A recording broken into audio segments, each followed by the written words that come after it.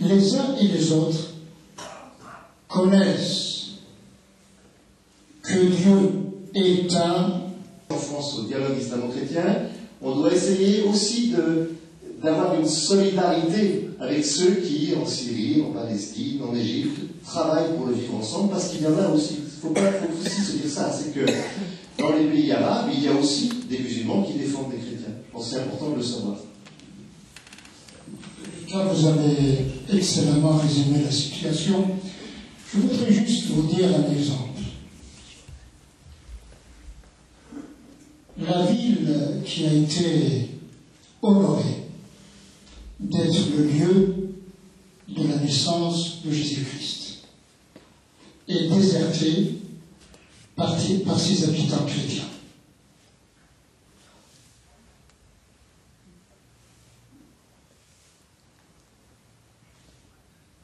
Comment interpréter cela? Je pense que aborder cette question exige de nous tous une intelligence de ce que l'on appelle aujourd'hui la géopolitique.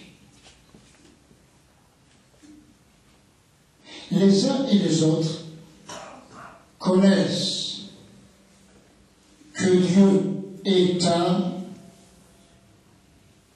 et les croyances sont diverses. Chercher à gommer cette diversité serait aller contre le projet divin.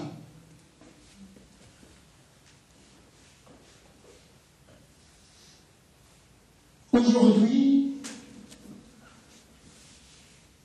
l'homme est victime d'un simplisme écœurant. On explique tous les malentendus du monde entier par le facteur religion. Les deux guerres mondiales, à ma connaissance, n'étaient pas provoquées par la religion.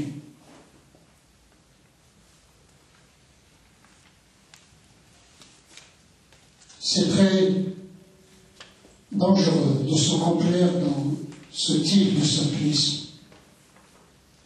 Et certains de nos amis font allusion à ce qui s'est passé ces derniers temps en Algérie. Il faut qu'ils mettent à l'esprit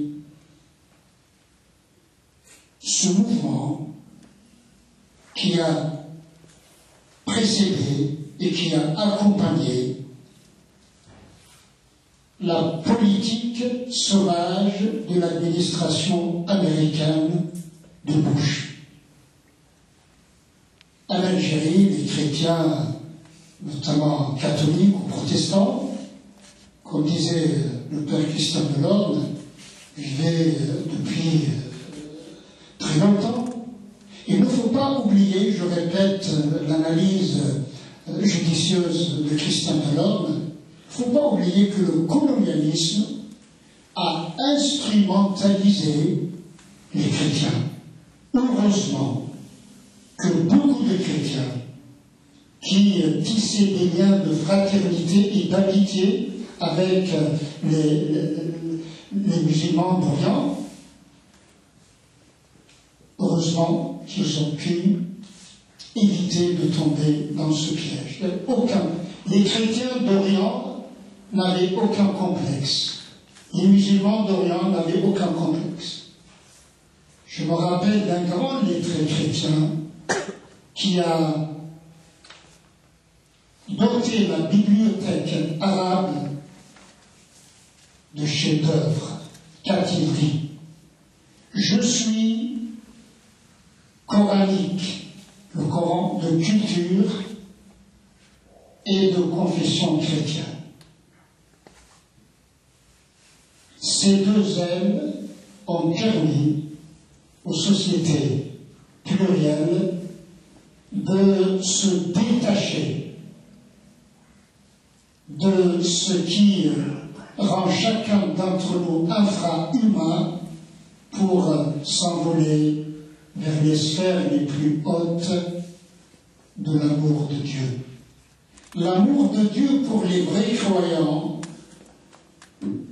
n'a qu'une seule expression, c'est aimer les créatures de Dieu. Sommes-nous capables d'une telle réalisation?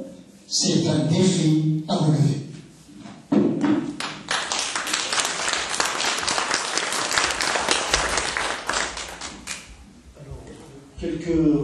Il y avait une question relative à, bien sûr, parler de vous. Moi, je précise que c'était justement à notre insistance qu'on leur a demandé de parler un peu d'eux, parce qu'on voulait partir du vécu, hein, de leur vécu, de leur histoire personnelle. Bon, bien sûr, il y a une petite provocation dans la question, mais parlons de que dirait Mohamed de Jésus, Jésus de Mohamed. Bon, bien sûr, on a beaucoup de littérature sur ça, mais bon, quelques peut-être flash sur cette relation dans les textes. Que disait Jésus? Celui qui n'a jamais péché, Tu lui jettes la première pierre. que disait Mohammed? Écoutez-moi. L'être humain est plus sacré que la Kaaba de la Mecque.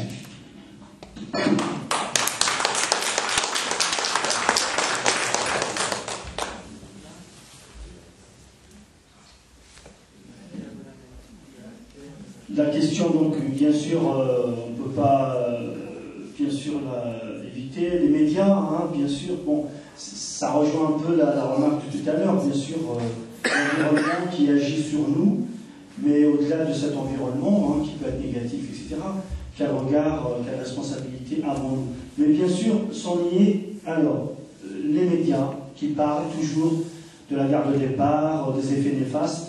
Que fait-on? Quelle attitude? C'est une réalité, effectivement.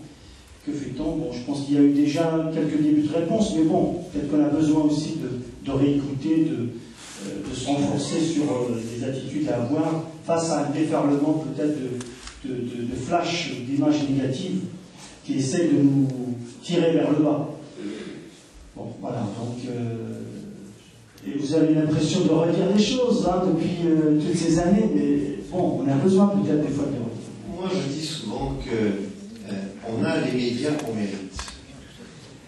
Alors, c'est pas complètement exact, parce que aujourd'hui, il faut savoir que l'information, c'est un immense e-commerce, c'est un immense enjeu politique, international, qu'il y a des sociétés qui produisent des images qui ne sont pas neutres politiquement, idéologiquement, etc. Bien entendu. Mais en même temps, les médias étant des produits commerciaux, eh bien, ils essayent de satisfaire la demande. Et moi, je sais, parce que je travaille pas mal avec la presse catholique, que les médias, les journaux, sont sensibles au courrier des lecteurs, beaucoup plus qu'on ne le pense. Or, il est bien rare que l'on prenne notre plume pour écrire. Et je pense que si on écrivait plus souvent aux rédactions, eh bien, il y a des petites choses qui changeraient. Pas tout, mais il y a des petites choses qui changeraient. Je pense aussi que